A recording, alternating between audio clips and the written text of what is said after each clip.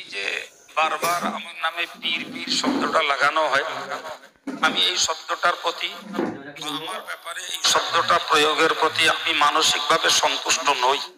রজব আলী সাহেব বলেছিলেন যে তিনি আমাদের মুর্শিদ, আমরা এই নামটাই ব্যবহার করব। কোনো নাম না দিলেও যথেষ্ট ভালো ছিল, কিন্তু প্রয়োজনের তাগিদে যদি বলতে হয় ও কথাটুকু কোরআনের শব্দ, ওটুকু ব্যবহার করা তবুও আল্লাহ চাহে যথেষ্ট অ্যাপ্রোপ্রিয়েট, উপযুক্ত। কিন্তু এই পীর শব্দটা নিয়ে বর্তমান জমানায় যেন একটা বিরাট কলঙ্কের বাজার চলছে।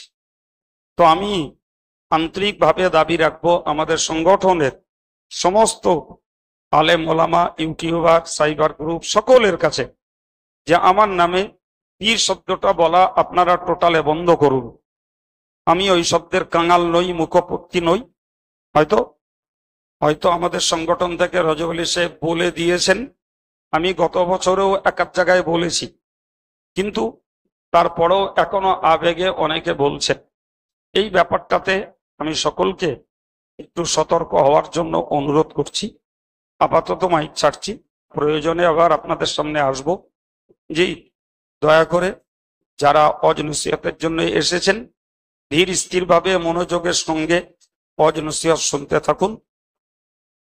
আমি আপাতত বিদায় নিচ্ছি।